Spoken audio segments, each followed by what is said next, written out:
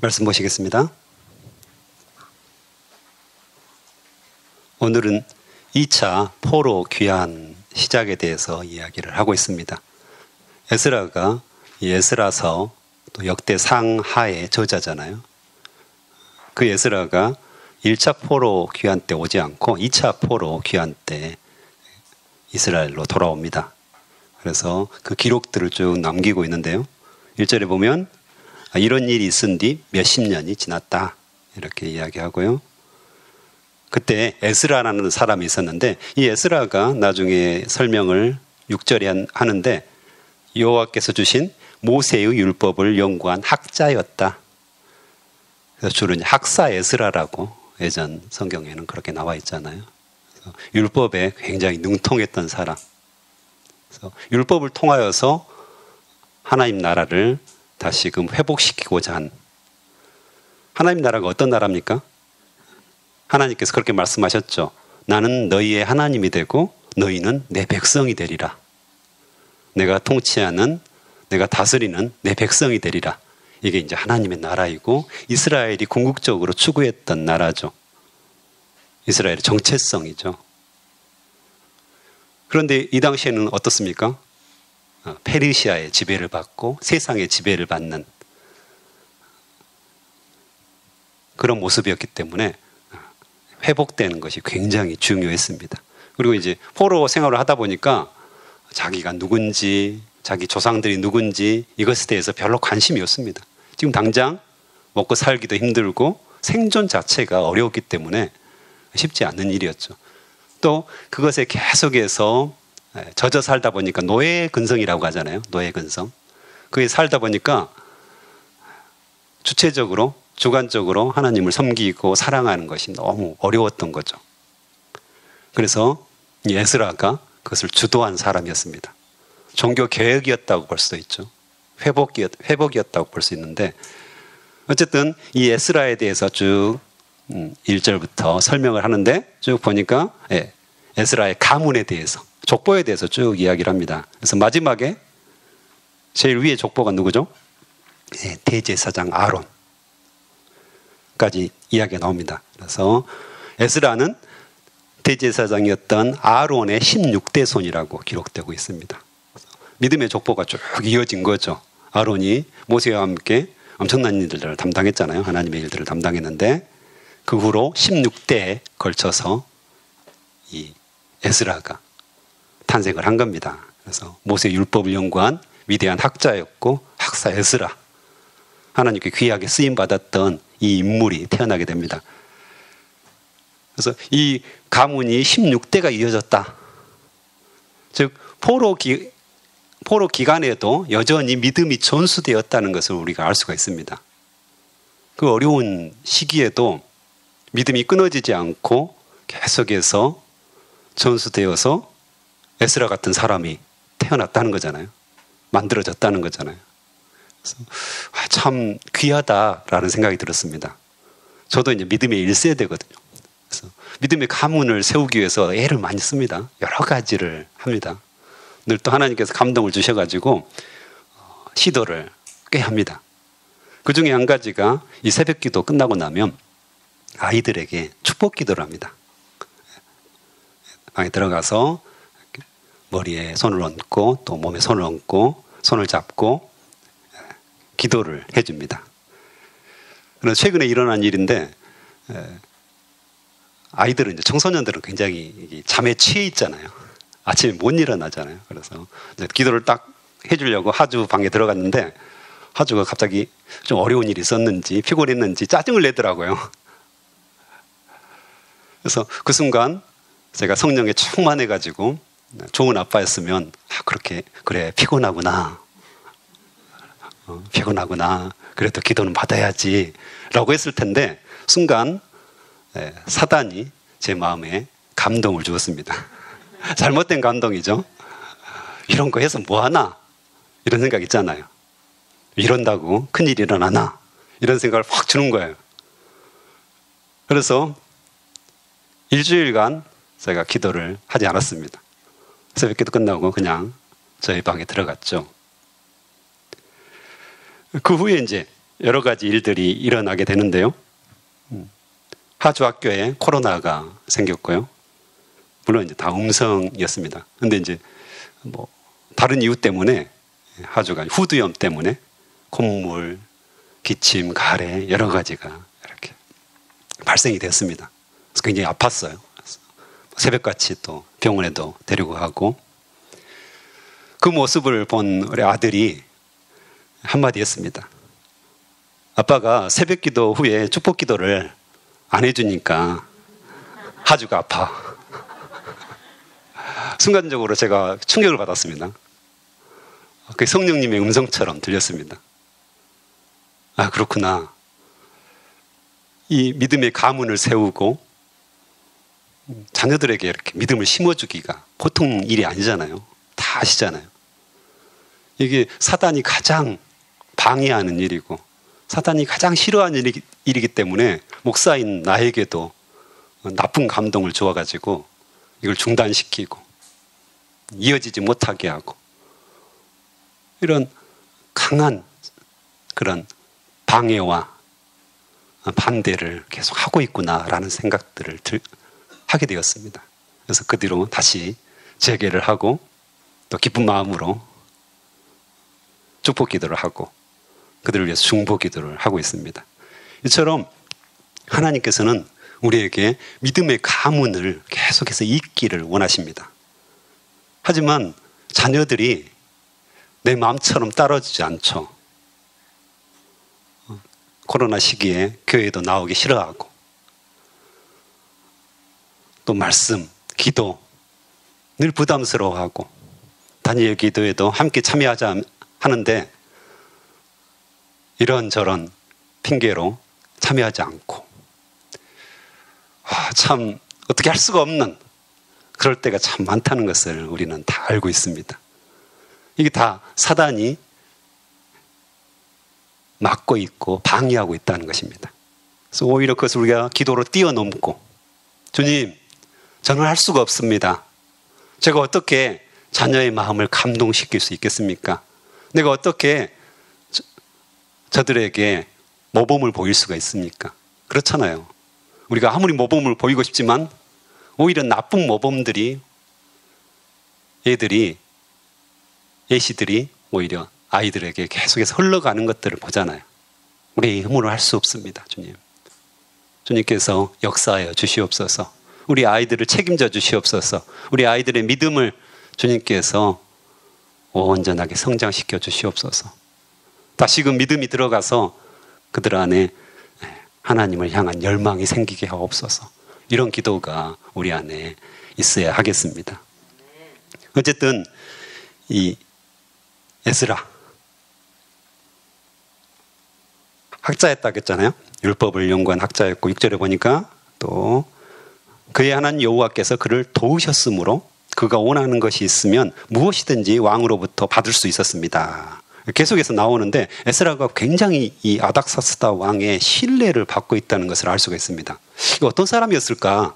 그래서 사람들이 학자들이 연구를 해봤더니 이 학사 에스라가 율법에 아주 능통한 사람이라고 율법을 연구한 사람이라고도 기록되어 있는데 또 한편으로는 이 페르시아 법에 굉장히 뛰어난 사람이었다고 기록되어 있습니다. 페르시아 법 전문가였죠. 하나님의 말씀에도 굉장히 뛰어난 사람이었지만 세상법, 즉 페르시아 법에도 굉장히 뛰어났던 사람입니다. 이 두 가지를 정확하게 잘 해냈던 것이죠. 그래서 믿음만 좋았던 것이 아니라 세상에서도 영향력이 있고 인정을 받는 사람이었다는 것입니다. 나는 믿음만 좋아. 믿음이 전부야. 물론 우선순위죠. 먼저 그의 나라와 그의 의를 구하는 것이 굉장히 중요하죠. 그런데 하나님께서 우리에게 이 땅에 주신 사명도 있습니다. 이 땅에서 우리가 해야 할 일들이 있는 거죠. 직장에서 해야 할 일이 있고 가정에서 해야 할 일이 있는데 그것들을 나는 믿음 생활이 중요하니까 이것들은 그냥 뒷전에 또 소홀히 하고 게을리 하고 아니야 하나님께 먼저 하나님께서 모든 것을 드려야 되잖아. 이런 마음을 갖는 경우들이 종종 우리 안에 있죠. 근데 하나님께서는 하나님 율법, 말씀에도 우리가 통달해야 되지만 세상에서 우리에게 주신 사명에 있어서도 탁월하기를 원하신다는 것입니다. 한 가지도 안 되는데 어떻게 두 가지를 다 합니까? 이렇게 말씀하실 분들이 있는데, 그래서 성령님께서 우리 안에 역사하시는 거잖아요. 할렐루야.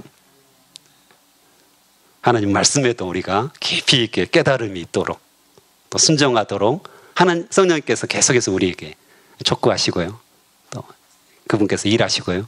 또 세상에 여러 가지 재능들, 달란트들, 우리가 가지고 있는 것들을 잘 개발시키고 발전시키고 그걸 통해서 세상에서 인정받기도 하고 때로는 또 세상에 영향력을 미칠 수 있는 사람으로 우리를 만드신다는 것입니다. 이 두 가지가 병행을 하는 거죠. 균형을 맞추는 거죠.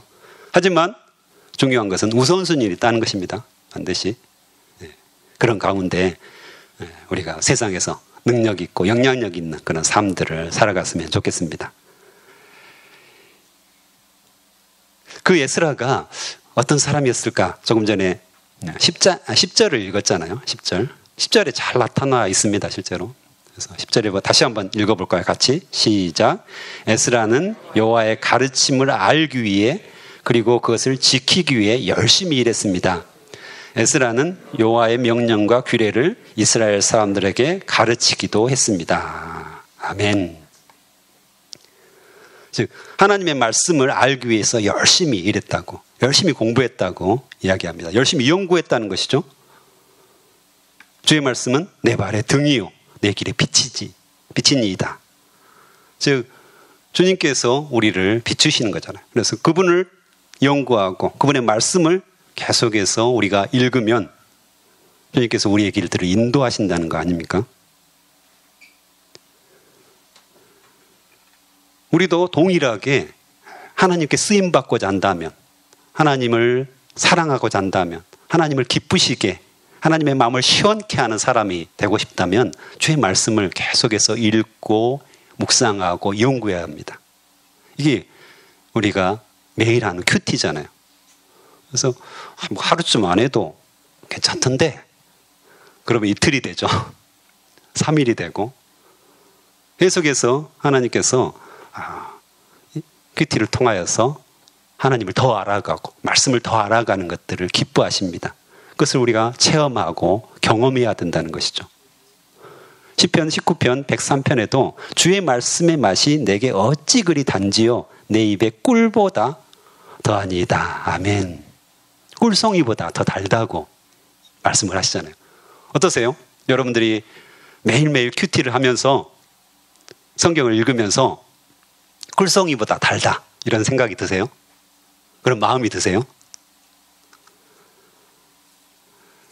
저도 최근까지도 계속해서 지금도 하고 있죠. 우리 교회 몇몇 분들과 함께 통독방을 만들어 가지고 1년 1독 통독을 하고 있습니다. 지금 몇 년 전까지는 1년 2독 통독을 했었고요. 그래서 최근에는 이제 계속해서 성경을 통독하고 이런 일들을 하고 있는데, 예전 이제 제가 처음 예수 그리스도를 믿었을 때는 뭐가 뭔지 몰랐잖아요. 그리고 한 2년 정도 흘러가지고 대학 3학년 2학기 때 이렇게 순장이라고 하는데요, 저희가 리더가 됐는데, 성경을 가르치는 성경 공부를 인도하는 리더가 됐는데 성경을 한 번도 읽어보지 못했다는 생각이 갑자기 들었어요. 참 죄송하더라고요. 내가 그래도 리더인데 어떻게 2년 동안 성경 한 번 못 읽었지? 그런 말씀에 감동을 받았어요. 그래가지고 내가 성경을 읽어야 되겠다 결단을 하고 3학년 2학기 때 성경을 읽기 시작했습니다. 하루에 100페이지씩 200페이지씩 계속 읽기 시작했는데요. 그래서 나중에 이제 중간고사 기말고사도 있잖아요. 근데 공부하다가 쉬는 시간에 성경을 읽었어요. 쭉 읽고 공부하다가 지루하면 성경을 읽었어요. 공부하다가 잠이 오면 성경을 읽었어요. 계속해서 100페이지, 200페이지, 300페이지 읽다 보니까 그 3학년 2학기 때 제가 성경을 2번 하고 반을 더 읽습니다. 엄청나게 읽었겠죠. 몇 개월 안 되잖아요. 3개월 정도밖에 안 되잖아요. 그 기간 동안에 2번 반을 읽었거든요. 근데 아직도 그때 기억이 생생해요. 진짜 꿀성이보다 더 단 말씀. 공부도 안 잡히고 손에 시험 기간인데 마음이 급함이 없어요. 두려움이 없다라는 것이죠. 뭐 이런 말씀을 보면 너무 평안하고 그 말씀을 또 보고 싶고 돌아서면 또 보고 싶고 잠이 안 와서 또 보고 싶고 계속해서 말씀을 봤던 기억 지금도 생생하거든요.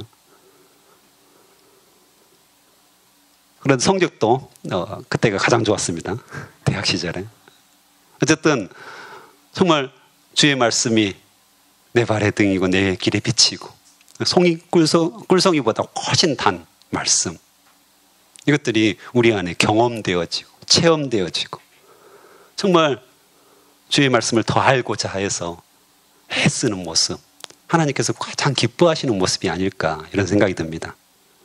그의 마음을 시원케 하는 사람들. 결국엔 말씀을 보는 사람들이잖아요. 말씀을 묵상하는 사람들이잖아요. 근데 이것도 사단의 방해가 가장 강합니다. 실제로.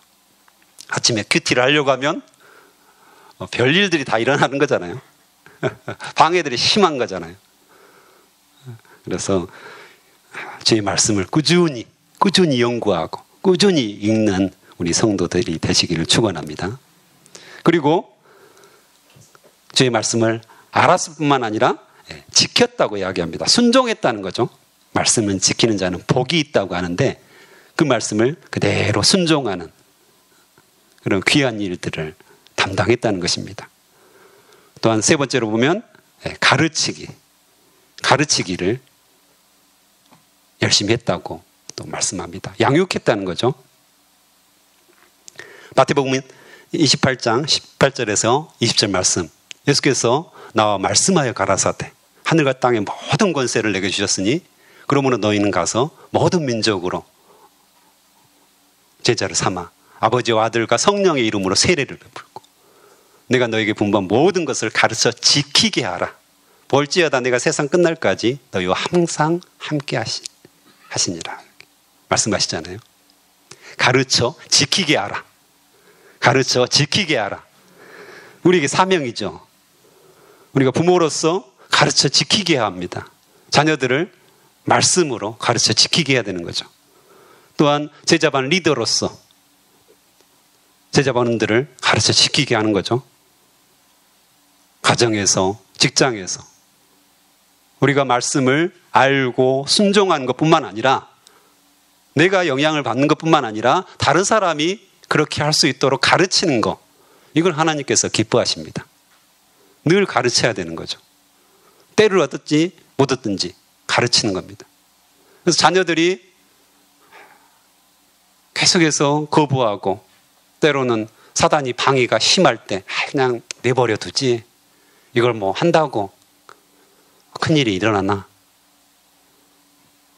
다음에 하지, 저렇게 원하지 않는데 그냥 내버려 두지, 이런 마음들이 늘 우리 안에 들죠. 제자반원들도 다 내 마음 같지 않더라고요. 그렇잖아요. 그냥 포기하고 싶어요. 내버려 두고 싶어요. 뭐 교회 잘 다니니까 저렇게 예배 드리면 되는 거 아닌가? 이런 생각들, 현실적인 타협, 이런 생각들이 들죠. 그렇지만 하나님의 명령은 분명합니다. 가르쳐 지키게 하라. 가르쳐 지키게 하라. 그것이 어렵다는 것은 분명한 사실입니다. 사단이 방해한다는 사실은 우리가 인지하고 있습니다. 그렇기 때문에 더 우리가 주님 앞에 나아가서 주여 긍휼히 여겨주시옵소서, 불쌍히 여겨주시옵소서, 저에게 지혜와 명철을 주시옵소서, 저에게 포기하지 않는 마음을 허락하여 주시옵소서, 성령께서 먼저 찾아가 주셔서 그들의 마음을 움직여 주시옵소서, 그들의 마음을 감동시켜 주시옵소서, 주의 말씀이 그들의 발의 등이 되고 그들의 길에 빛이 되도록 주님께서 역사하여 주시옵소서. 항상 우리 입에, 우리 마음에 달고 살아야 되는 거 아닙니까? 기도를. 그만큼 어렵기 때문에. 하지만 어렵기 때문에 가치 있는 일이죠. 자녀들에게 믿음을 전수하는 거, 제자반원들에게 믿음을 전수하는 거, 또 중고등부 학생들, 유초등부 학생들, 그들에게 믿음을 전수하는 것이, 가르쳐 지키게 하는 것이 얼마나 가치 있는 일인지 우리는 늘 기억해야 합니다. 그래서 오늘 에스라를 통해서, 이 학사 에스라를 통해서 그가 어떻게 하나님의 말씀을 알았고, 어떻게 그 말씀에 순종했고, 어떻게 그 말씀을 가르쳐 지키게 했는지를 우리가 보았습니다. 우리 모델이잖아요. 성경은 우리의 모델을 적어놨어요. 이렇게 살아라 이거죠. 그래서 우리가 하나님 앞에서 저도 그렇게 살기를 원합니다. 저도 그렇게 하나님 앞에 무릎 꿇고 살기를 원합니다. 라는 결단의 시간들이 되었으면 좋겠습니다. 기도하시겠습니다.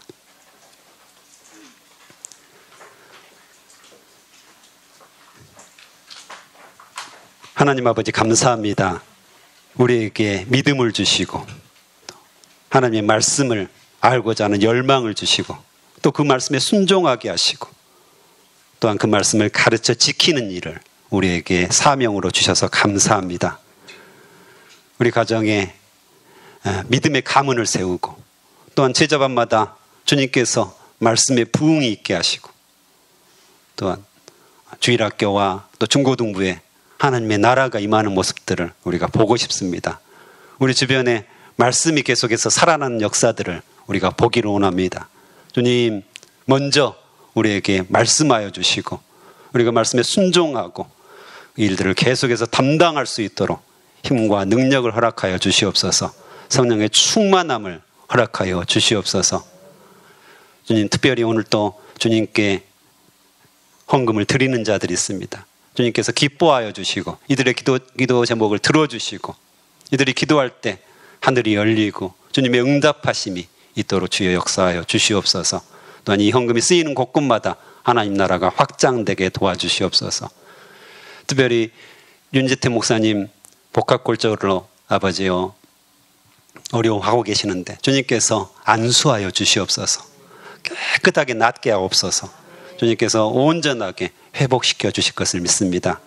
주님을 찬양합니다. 예수님의 이름으로 기도합니다. 아멘.